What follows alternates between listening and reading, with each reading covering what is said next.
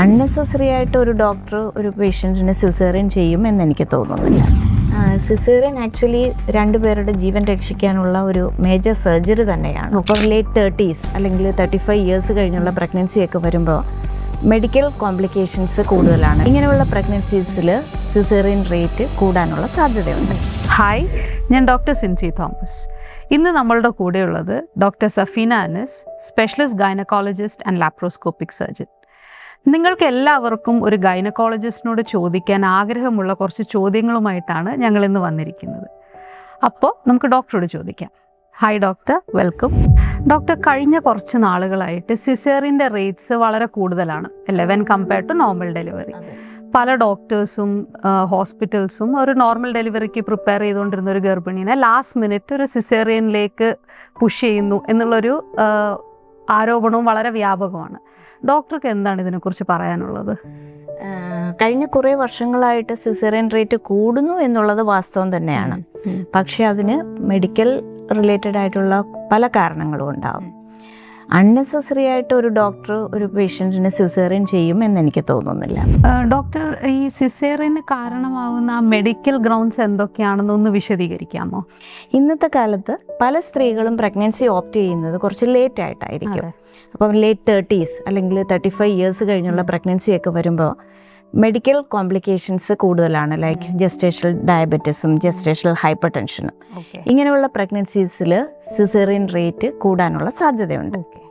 പിന്നെ അതുകൂടാതെ ഇന്നത്തെ കാലത്ത് IVF പ്രഗ്നൻസിയും കൂടുന്നുണ്ട്. അപ്പോൾ IVF പ്രഗ്നൻസിയും നമ്മളൊരു മെഡിക്കലി കോംപ്ലിക്കേറ്റഡ് പ്രഗ്നൻസീസ് ആയിട്ടാണ് കണക്ക് കൂട്ടുന്നത്. പിന്നെയുള്ള ഒരു കാരണം എന്താണെന്ന് വെച്ചാൽ ഇന്നത്തെ കാലത്ത് പ്രീവിയസ് സിസേറിയൻ, അതായത് ഫസ്റ്റ് പ്രഗ്നൻസി സിസേറിയൻ ആയത് സെക്കൻഡ് പ്രഗ്നൻസിയിലും മിക്കപ്പോഴും സിസേറിയൻ ആവാനുള്ള സാധ്യത കൂടുന്നുണ്ട്. ഓക്കെ ഡോക്ടർ, അപ്പോൾ ഈ മെഡിക്കൽ റീസൺസ് ഒന്നും ഇല്ലാതെ തന്നെ ഒരു ഗർഭിണി ഒരു സിസേറിയൻ ഓപ്റ്റ് ചെയ്യുന്ന സാഹചര്യങ്ങൾ ഉണ്ടാവാറുണ്ടോ? ഒരുപാട് സന്ദർഭങ്ങളിൽ അങ്ങനെ പലരും റിക്വസ്റ്റ് ചെയ്യാറുണ്ട്. ഒന്ന് അതിന് പ്രധാനമായിട്ട് കാണുന്ന റീസണുകൾ എന്തൊക്കെയാണെന്ന് വെച്ചാൽ പലർക്കും നോർമൽ ഡെലിവറിയെ കുറിച്ചുള്ള തെറ്റിദ്ധാരണകളാവാം, ലേബർ പെയിനെ കുറിച്ചുള്ള ഭയമായിരിക്കാം, അല്ലെന്നുണ്ടെങ്കിൽ പ്രസവ തീയതി നേരത്തെ ഫിക്സ് ചെയ്യാനുള്ള ഒരു ഓപ്ഷനായിട്ടും പലരും യൂസ് ചെയ്യാറുണ്ട് അതിന്.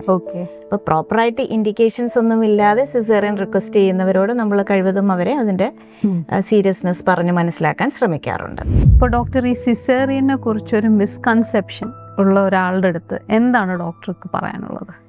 സിസേറിയൻ ആക്ച്വലി രണ്ടുപേരുടെ ജീവൻ രക്ഷിക്കാനുള്ള ഒരു മേജർ സർജറി തന്നെയാണ്. അപ്പം നോർമലൊന്നോ സിസേറിയനോ എന്നില്ല, അനിവാര്യമായ ഘട്ടത്തിൽ ചിലപ്പോൾ സിസേറിയൻ നമുക്ക് ചെയ്യേണ്ടി വരാം. നമ്മുടെ അൾട്ടിമേറ്റ് എയിം എന്ന് പറയുന്നത് ഒരു സേഫ് മദർ ആൻഡ് ഹെൽത്തി ബേബിയാണ്. ഡോക്ടർ, അവസാനമായി ഒരു ചോദ്യം കൂടി. സിസേറിയൻ ഒഴിവാക്കാൻ ഗർഭിണികൾ പാലിക്കേണ്ട ചില കാര്യങ്ങൾ എന്തൊക്കെയാണ്? എല്ലാ കേസുകളിലും നമുക്ക് നോർമൽ ഡെലിവറി അഷ്വർ ചെയ്യാൻ പറ്റിയെന്ന് വരില്ല. എന്നിരുന്നാലും നോർമൽ ഡെലിവറി സാധ്യമാകാൻ ഹെൽപ്പ് ചെയ്യുന്ന കുറച്ച് ടിപ്പുകളെ കുറിച്ച് ഞാൻ പറയാം. ഫസ്റ്റ് ഓഫ് ഓൾ, ഒരു പ്രോപ്പറായിട്ടുള്ള ആൻറ്റിനേറ്റൽ ചെക്കപ്പ്, ഒരു ഡോക്ടറുടെ അടുത്ത് ഡോക്ടർ പറയുന്ന രീതിയിലുള്ള ചെക്കപ്പുകളും ടെസ്റ്റുകളും ഒക്കെ ഫോളോ ചെയ്യുക എന്നുള്ളതാണ് ഫസ്റ്റ് ഓഫ് ഓൾ നമുക്ക് ചെയ്യാനുള്ളത്. പിന്നെ പ്രഗ്നൻസി റിലേറ്റഡ് കോംപ്ലിക്കേഷൻസ് എന്തെങ്കിലും ഉണ്ടെങ്കിൽ ഡയബറ്റീസ്, ഹൈപ്പർ ടെൻഷൻ, ഇവയൊക്കെ കൺട്രോൾ ചെയ്യുക. എക്സസീവായിട്ടുള്ള വെയ്റ്റ് ഗെയിൻ അവോയ്ഡ് ചെയ്യുക. ഇതിന് വേണ്ടിയിട്ട് ഒരു ഹെൽത്തി ഡയറ്റ് ഫോളോ ചെയ്യുക, മോഡറേറ്റ് എക്സസൈസ് ചെയ്യുക. ഇതൊക്കെ ഹെൽപ്പ് ചെയ്യും. പിന്നെ ഡെലിവറിയെ കുറിച്ചിട്ടുള്ള അല്ലെ ലേബർ പെയിനെ കുറിച്ചിട്ട് ഉള്ള ഭയം ഒക്കെ ഉള്ളവരാണെന്നുണ്ടെങ്കിൽ ആൻറ്റിനേറ്റൽ ക്ലാസ്സസ് അറ്റൻഡ് ചെയ്യുക, ആൻറ്റിനേറ്റൽ യോഗ, ബ്രീത്തിങ് എക്സസൈസ്, ഇതെല്ലാം ഹെൽപ്പ് ചെയ്യും. പിന്നെ മാനസികമായിട്ട് പ്രഗ്നൻസിക്ക് വേണ്ടിയിട്ടും ഡെലിവറിക്ക് വേണ്ടിയിട്ടും തയ്യാറെടുക്കുക. താങ്ക് യു ഡോക്ടർ, വളരെ ഡീറ്റെയിൽഡ് ആയിട്ട് കാര്യങ്ങൾ എക്സ്പ്ലെയിൻ ചെയ്തു തന്നതിന്. വേറൊരു വിഷയവുമായി വീണ്ടും കാണാം.